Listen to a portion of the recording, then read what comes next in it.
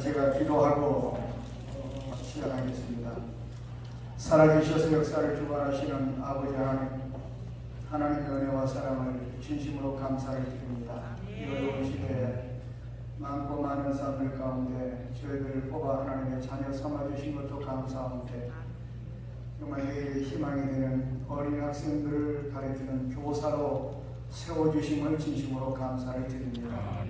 때는 지금 코로나라고 하는 이 무서운 악질로 인하여 우리 초중학교가 심각한 위기에 처해 있습니다. 이러한 시점에 오늘 이곳에 우리가 함께 모여서 어떻게 하면 주일학교를 다시 살릴 수 있을까 함께 기도하며 또 함께 연구하며 함께 은혜를 나누고자 합니다. 성령께서 시간 함께 하셔서 큰 은혜 내려주시고 도전을 주옵소서. 그래서 뜨거운 가슴을 가지고 우리에게 맡겨진 사역을 잘 감당하는 교사들이 될 수 있도록 축복하옵소서. 하기로 시작하는 시간입니다. 마칠 때까지 샤탄막이 틈타지 않게 하시고 성령께서 역사하셔서 은혜로운 시간이 되게 하옵소서. 예수님의 이름으로 기도하옵나이다. 아멘. 이 시간에 주어진 시간은 우리 주일학교 살리기 위한 프로젝트와 교사의 사명에 관해서 잠깐 함께 말씀을 나누도록 하겠습니다. 여러분 아시다시피 우리 주일학교가 지금 코로나라고 하는 이 폭탄을 맞아서 지금 초토화가 되어버리고 말았습니다. 현재 주일학교가 없어진 교회가 우리 한국교회의 70%에 달한다고 이렇게 통계가 나왔습니다. 또 그뿐만 아니라 주일학교 예배를 드리는 교회도 어린이 숫자가 급격하게 줄어들어서 교실이 텅텅 비어 한산하다 못해 싸늘할 정도로 냉장고로 변해버렸다고 하는 사실입니다. 이렇게 침체된 주일학교를 살리지 않는다면 미래의 한국교회는 없습니다.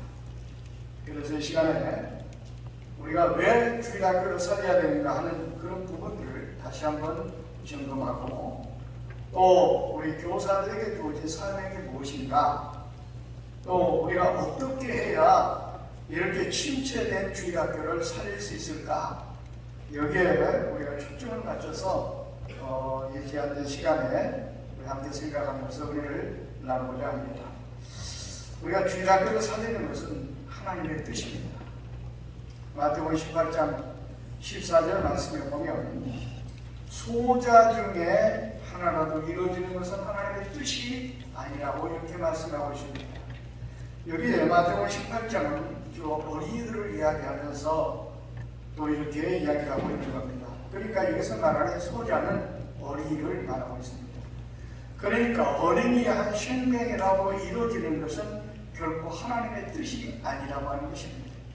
그렇기 때문에 열심히 어린이들에게 복음을 전하여 우리가 주일학교를 살리는 것은 하나님의 뜻이라는 것을 우리가 분명하게 기억을 해야 됩니다. 우리 인간의 죄인 또 목적은 하나님을 영화롭게 하는 것이고, 또 우리 성도들의 죄인의 목적은 뭐냐? 하나님의 뜻을 이루는 것입니다. 그래서 로마서 12장 1절 이하에 보면 하나님께서 뭐라고 그랬습니까? 로마서 1장부터 11장까지는 교리입니다. 예수를 믿으면 구원받는다는 그런 어떤 교리적인 내용으로 기록이 되어 있고, 그러면 로마서부터 12장부터는 바로 뭐냐? 예수 믿어 구원받은 성도들이 어떻게 삶을 살 것인가 하는 그런 어떤 생활적인 면을 이야기하고 있습니다. 그런데 거기 초두에 뭐냐면은 하나님이 원하시고 기뻐하신 뜻이 무엇인지 분별하도록 하라. 우리가 신앙생활하는 데서 가장 중요한 것은 뭐냐면 하나님의 뜻이 무엇인 것을 알고 그 뜻대로 신앙생활을 해야 된다 하는 것을 강조하고 있는 겁니다. 아멘. 그런데 오늘 보니까 마태복음 18장에 14절에 보니까 뭐예요? 하나님의 뜻은 어린아이 하나라도 이루어지는 것이 아니다. 그러니까 바로 어린이들에게 복음을 전하는 주일학교를 살리는 것은 하나님의 뜻이라는 것을 우리는 분명하게 알아야 됩니다. 아멘. 그 다음에 또 그래서 우리 주님께서도 마태복음 18장 16절에 가서는 이렇게 말했어요. 어린아이가 내게 오는 것을 누가복음 18장입니다. 금하지 말라. 화를 내면서까지 바로 어린아이가 접근하는 것을 금하는 제자들을 향해서 이렇게 명령하신 것입니다. 그리고 마태복음 18장 3절에 가서는 어린아이를 천국의 표본으로 삼으셨고 5절에 가서 보면은 그 어린아이 하나를 영접하는 것이 바로 나를 영접하는 것이다. 그러니까 이렇게 생각하세요. 어린아이 하나를 전도하는 것은 주님을 영접하는 것과 같은 그만큼 가치가 있는 일이라는 것을 여러분 알아야 됩니다. 아멘. 우리가 예수를 믿고 신앙생활하고 있는 성도들로서 가장 귀한 분이 누굽니까? 예수 그리스도예요. 그런데 바로 어린이를 전도하는 것은, 어린이를 영접하는 것은 그 귀하신 예수님을 영접하는 것과 같다고 말입니다.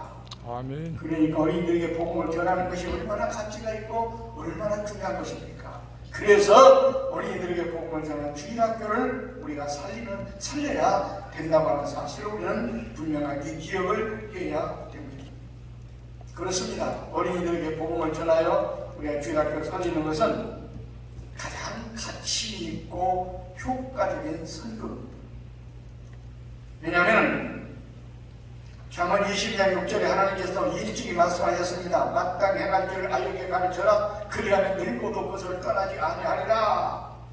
이 말씀을 보십시오. 마땅히 행할 길을 아이에게 가르치면 늙고도 그것을 떠나지 않는다. 그 말은 바로 어린이들에게 복음을 전하면 평생 간다는 것입니다. 아멘. 다시 말하면 많은 날을 주님을 위해서 살고 헌신하고 충성하고 열매가 있다고 하는 것을 이야기하고 있는 것입니다. 그렇습니다. 그래서 어린 학생들에게 복음을 전하는 것은요, 그 사람의 영혼만 구원하는 것이 아니라 그 사람의 일생까지 구원하는 이중 삼중의 가치가 있다는 것을 여러분 아셔야 됩니다. 여러분 50살, 한 60살 먹은 잡수신 어른에게 우리가 복음을 전하여 그가 예수를 믿었다고 생각합시다. 물론 예수 믿으니까 그 사람의 영혼은 구원받습니다. 그러나 그 사람의 영혼만 간신히 구원받는 거예요. 그 일생은 다 허비해버린 겁니다. 예수 믿기 전에 세상에 나가 먹고 마시고 죄짓고 허름박탕하게 다 허비해버렸습니다. 그렇지만 영혼은 구원받지 않습니까? 그러나 어린 학생들에게 전도를 하게 되면 10살 먹은 어린에게 복음을 전했다고 생각합시다. 그는 예수님의 구원도 받습니다만 그 일생을 하나님을 위해서 헌신하고 봉사하고 충성할 수가 있습니다. 아멘. 그렇지 않습니까? 수십 년 동안 하나님을 헌신할 수가 있어요. 그렇다고 한다면 영혼의 가치를 따져볼 때 어른 영혼과 어린 영혼의 가치를 따진다면 어린 영혼의 가치가 훨씬 더 크다고 하는 것을 우리는 알아야 됩니다. 왜냐하면 교사들이 이 중요한 사실을 알아야 거기에 대한 사명감이 생기고 사명감을 가지고 사역을 감당할 수 있기 때문에 제가 말씀을 드리는 겁니다. 그래서 우리가 열심히 어린이들에게 복음을 전하는 이 교사의 사명이 얼마나 큰지 몰라요. 어린이들에게 복음을 전하면 영혼만 구원하는 것이 아니라 그 사람의 일생까지 구원하는 가치가 있기 때문에 그런 겁니다. 또 실제로 어린이들에게 복음을 전하면요, 어른들에게 전도하는 것보다 훨씬 쉽고 효과가 있습니다. 마태복음 13장에 씨 뿌리는 비유가 나옵니다. 거기에 보면은 네 종류의 밭이 등장합니다. 길가루 같은 밭, 그 다음에 돌밭 같은 밭, 그 다음에 가시떨기와 같은 밭, 그 다음에 좋은 땅, 옥토. 근데 이것을 우리 주님께서 비유로 들면서 우리 사람의 마음밭이라고 이야기했습니다. 그러니까 사람의 마음은 길가루 같은 마음일 때가 있고, 또 돌밭 같은 마음일 때가 있고, 그 다음에 가시떨기와 같은 마음일 때가 있고, 그 다음에 옥토, 좋은 땅 같은 그런 좋은 마음밭을 가질 때가 있다 그 말입니다. 그런데 보세요, 복음의 씨가 길가와 같은 밭에 떨어졌습니다. 그런데 딱딱한 길가와 같은 마음밭에 복음의 씨가 떨어졌지만 그 씨는 뿌리를 내지 못하고 싹을 내지 못합니다. 그러니까 새들이 와서 가져가고 말았습니다. 여기서 말하는 새는 우리 주님께서 설명할 때 사탄이라고 했어요. 사탄. 그러니까 하나님의 말씀을 받았지만은 사탄이 와서 그 말씀을 가져가 버리고 만 겁니다. 왜? 그 마음같이 그 말씀을 흡수하지 못하니까. 그러니까 여러분, 복음을 전하는 사람이 길가와 같은 마음밭을 가진 사람에게 복음을 전하면 그와 같은 결과를 가져온다 그 말이에요.